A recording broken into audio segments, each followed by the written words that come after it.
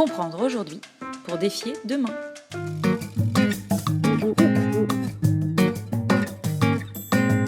Les Assises du droit du sport, c'est un événement à part.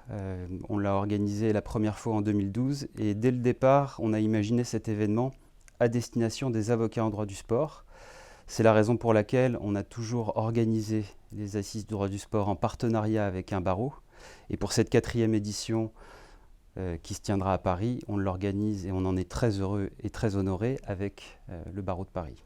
L'idée des Assises du droit du sport, c'est de confronter le besoin exprimé par les acteurs du marché, les besoins juridiques, à la compétence et l'expertise des avocats en droit du sport et de voir comment ce besoin peut rencontrer cette compétence et donc être en adéquation. Je crois que l'un des succès des Assises du droit du sport, c'est d'avoir réussi à fédérer à la fois les acteurs du droit et les acteurs du sport autour d'un événement qui traite de sujets d'actualité en droit du sport.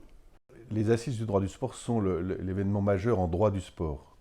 Ils se sont déjà déroulés 3 fois. Il était temps qu'ils arrivent à Paris, car Paris est la première place de droit européenne, peut-être même mondiale.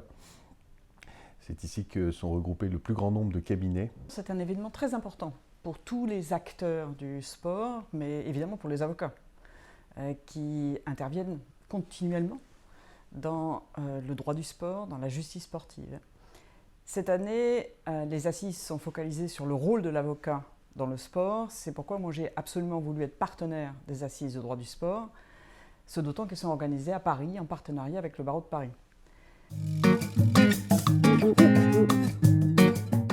Alors, l'actualité en droit du sport est très riche. Beaucoup de sujets auraient pu être à l'affiche du grand colloque.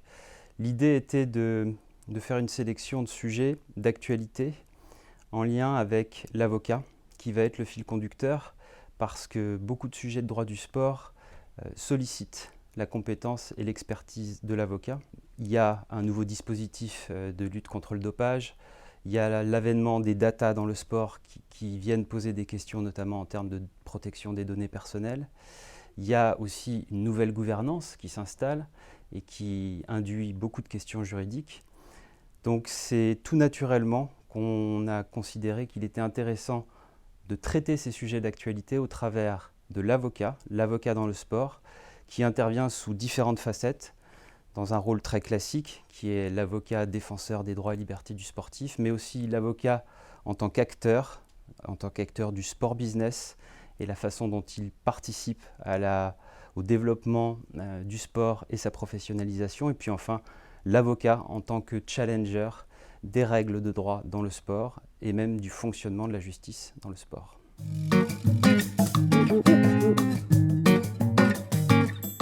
Le métier d'agent, c'est essentiellement un métier de négociation de contrat, et donc c'est un métier de juriste. Finalement, l'avocat qui est mandataire sportif, qu'est-ce qu'il a à offrir aux acteurs par rapport à d'autres intervenants qui sont déjà là? Et donc, on se posera un certain nombre de questions, voir qu'est-ce qui va le différencier, par exemple de l'agent, mais pas que, et voir si effectivement, nous, avocats, on n'a pas un rôle plus important à jouer que simplement une éventuelle intermédiation. Et on verra effectivement avec certains de nos confrères si l'avocat ne peut pas offrir une sorte de package qui sera plus important. On redoute, à tort ou à raison, l'arrivée des avocats sur ce marché. C'est un marché, il faut le qualifier comme tel, quelquefois assez lucratif, quand on considère le montant de certains contrats de joueurs.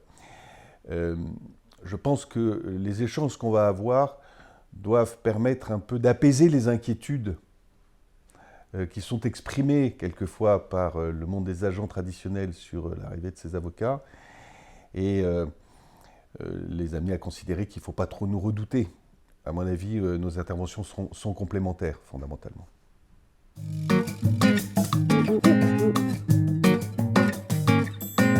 Les sanctions disciplinaires, les procédures disciplinaires peuvent avoir des conséquences sur le contrat de travail, sur l'avenir des sportifs et des joueurs.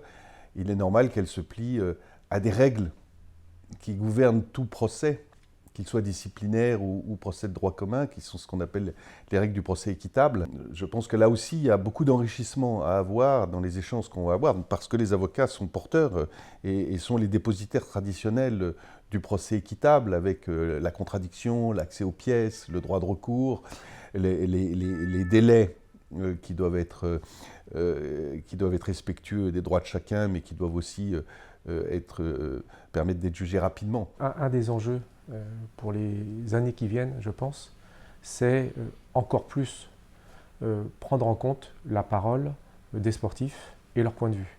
Alors depuis 40 ans, ça s'est beaucoup amélioré, mais je pense qu'il y a encore beaucoup à faire. Je pense qu'il y a deux enjeux actuellement,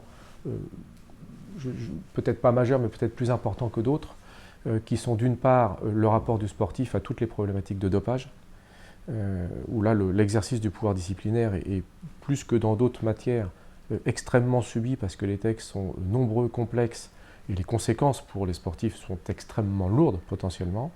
Et un deuxième enjeu est toujours du point de vue des sportifs et de leur prise en compte de leur point de vue et de leurs paroles, est l'exercice du pouvoir disciplinaire, notamment par les clubs, et de la problématique de la mise à l'écart de certains joueurs, alors, soit parce que le joueur ne veut pas partir, soit parce que le joueur ne veut pas rester, et dans les deux cas, il est mis à l'écart, et là, les difficultés et le poids de l'exercice du pouvoir disciplinaire par les institutions est souvent mal vécu, qu'il soit avec des conséquences sportives, juridiques évidemment, financières, mais également psychologiques. Voilà.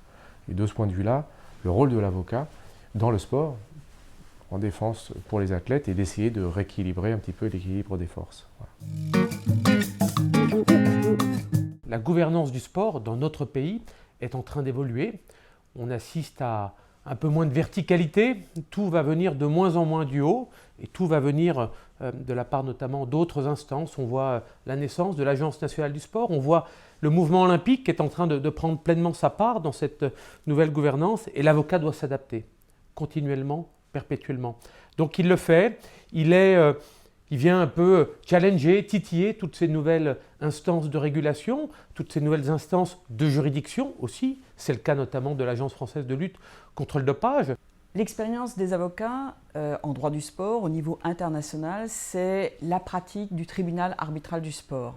Cette justice sportive qui est très spécifique, celle qui est organisée sous l'égide du tribunal arbitral du sport, nous, les avocats, en représentant nos clients, des clubs, des athlètes, des fédérations, en critiquant et en localisant les points faibles de la justice du sport, nous contribuons à l'amélioration du système.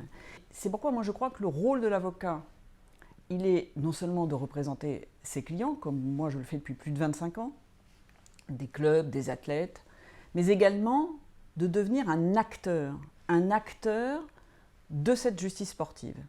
Et c'est en challengeant la justice sportive qu'on contribue à son amélioration.